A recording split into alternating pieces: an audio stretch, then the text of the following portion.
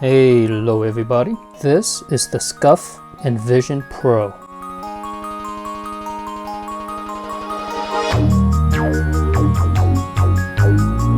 This thing is designed for and only works on the PC. Look at all these features. We'll go through it together.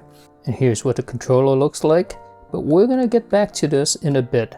In the box, you get the braided USB-C cable. It also has a USB-A to USB-C converter. And then there's this tool here to open up your controller. It comes with these two fake looking nails thing. And I think these are for the side buttons. Also, in addition to these stick caps, they're just like the Xbox style stick caps. You get two dome stick caps, one taller one and one shorter one. The dome stick cap is really good for fighting games, especially if you want to do 360 motions. You can also take off the D-pad as well.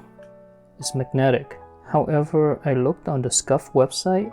As of this recording, they don't sell additional D-pads. I was thinking that there may be different shapes of D-pad that you can replace it with, but right now, this is it.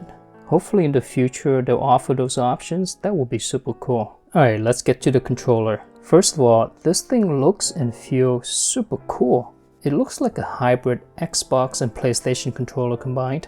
And I absolutely love the new hybrid D-pad here on the Xbox controller. It's just so clicky and tactile. But sometimes I wish this D-pad's location is placed up here.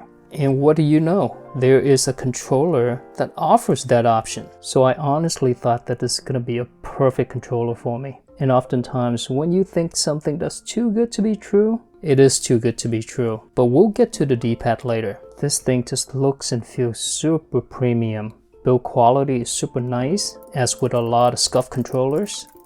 No flex at all. The faceplate has this soft feel plastic to it. It just feels so nice. Now the other thing is, you see how there's a trackpad here? However, this is just for looks. This is not really a trackpad. If you lift up the faceplate, there's just a sticker underneath. There's nothing here. So it's not actually a trackpad. And honestly, I don't like that. If somebody just glances at this and doesn't do their research, they may think that this is actually a trackpad that you can use.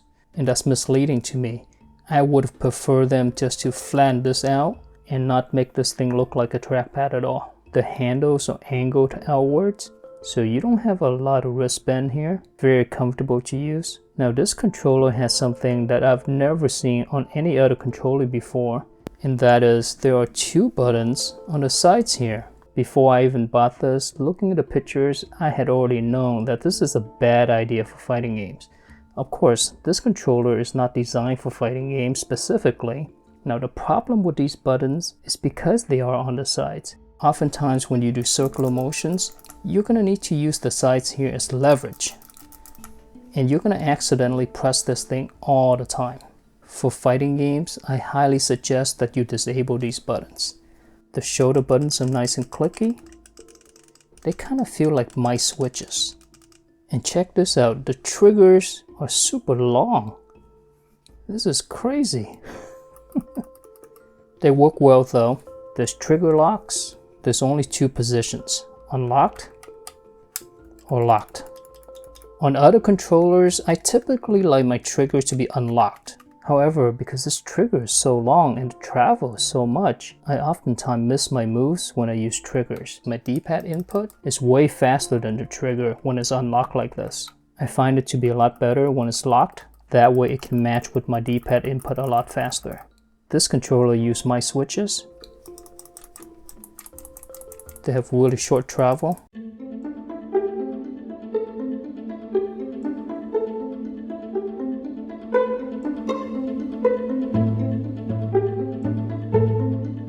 And I like the positioning. You can press multiple buttons at once, no problem. You can also play claw. The D-pad is also using mice switches as well. Let's get to the sticks. Look at how nice they look. The super premium stick caps. And they rotate really well. Super smooth. In terms of tension, these are a little bit heavier than the Xbox controller. Probably the same as the DualSense.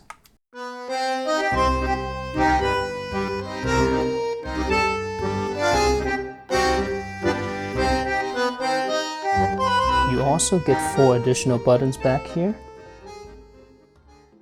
These 2 are pretty easy to use. You can press this button in this way, and then you can also press this button this way as well. And we have this nice rubbery handle here. You also have 5 buttons here. You can program them to one of the buttons on the controller or a keyboard shortcut, which is really cool. By default, they control the audio. And of course, on the back here, we have a switch. This is to switch between wired or wireless. Here's the wireless dongle, and stay tuned. I'm going to talk about the performance difference in terms of input delay between wired and wireless. Alright, let's talk about the D-pad. If you're wondering if the D-pad is good for fighting games, the answer is yes, it's very good for fighting games, but only if you use it like this. And do you want to use it like this? This looks terrible. Look at this. Let's take a look at this edge right here. There's a lot of travel, right? For motion input, typically what I like to do is slide my thumb around the edge. On the left side, I have no problem. But if you go over to the down and then down forward, the faceplate is so high that it blocks the edge. So what you're going to have to do is fight through the faceplate to do quarter circle forward. And same thing if you want to press down forward. Now the good news is, you can take off the faceplate and that will expose the D-pad. Problem solved. However, there's another problem now. This side of the D-pad is so close to the stick cap. If you play like this, you're gonna move the left stick. Well, there's a solution for that. You can take off the stick cap and problem solved. There are problems, and fortunately there are solutions. However, we're gonna end up with this. And when you play like this, you just lose that premium, expensive, nice looking controller feel. Now let's get to the D-pad itself. I'm going to try to fight through this faceplate to kind of demonstrate this. This is a very good D-pad actually. It's great for motion inputs.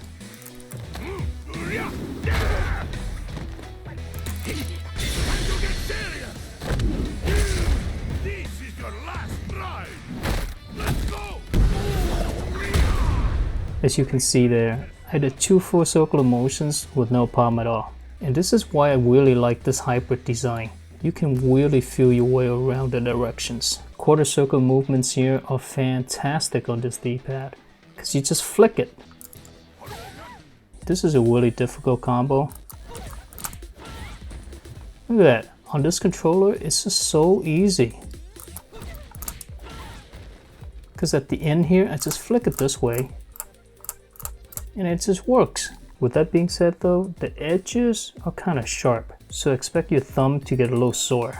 Sliding motion's a piece of cake. Now let's do a double sliding motion. Piece of cake, look at that. And diagonals are on point on this controller. Because of these raised edges, you can really feel your way around the D-pad. So if I want to do down back, I just put my thumb in between the edges. Bam, down back, down forward, up forward, up back. Cardinal directions on here are on point. And because of the short travel, it's super responsive. Double taps, super fast. Now you may be wondering to yourself, it doesn't look like I have problems with the faceplate blocking the D-pad. Well, that is true. However, it took me a long time to get used to it. Do I prefer to play it like this? No. If I'm playing someone who's hella good and I don't want any accidental input, this thing is coming off. This thing is also coming off. And this is how I'm gonna play.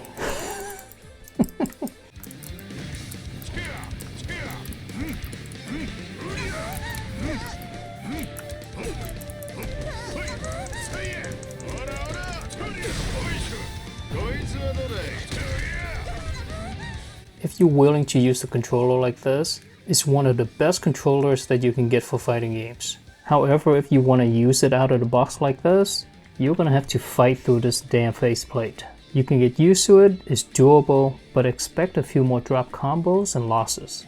To customize the controller, you need to download this IQ app here. Here's the controller. There are two types of mappings here. With this option, you're going to have to leave the software running or else it won't work. If you don't want to use the software, you can use this hardware mappings.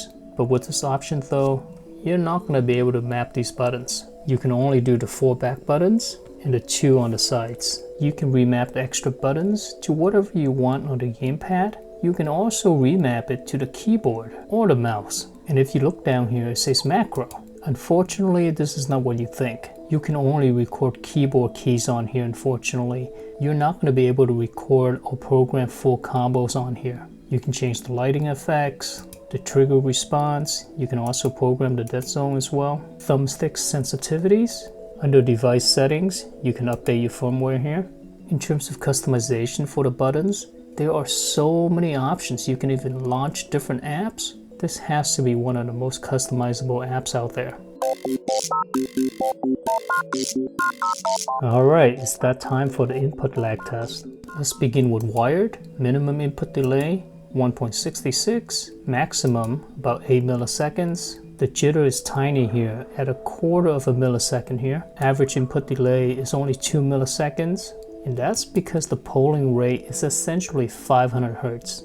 That's very fast. In fact, the only other controller that I have that's faster than this is the DualSense Edge at over 1000 Hz. So at 500 Hz, it's going to be the second fastest controller that I have. And check out the polling rate for the wireless mode. It's almost the same. It's just a tiny bit slower at 485 Hz. And what that means with average input delay is only a tiny bit slower than on wired. When it comes to jitter, it's a lot worse. We have about 2 milliseconds of jitter here. And you can see the range here is actually not that bad at all. Anytime when you have less than 10 milliseconds of range, that means it's really good. On wired, the range is about 6 milliseconds. On the dongle, we have about 9, which is really good. As you can see here, in terms of input lag performance, this controller is really good whether it's wired or wireless. And you really don't see wireless performance this good in a lot of controllers. The Valkyrie Pro only has about 125 Hz, but with the Envision, almost 500. This is insane. Same thing with wired, 500 Hz. Valkyrie Pro, only about 250. This is very impressive input delay performance. Alright, final thoughts. I really like this controller. I think this controller is great for fighting games. I love all the programmable buttons. The switches are tactile and clicky. And the D-pad is just excellent. I just really wish the faceplate is not so high up and tall. It really gets in the way of this part of the D-pad, and that's too bad. Fortunately though, we do have an easy fix for that. You know what I call this? I call this going commando.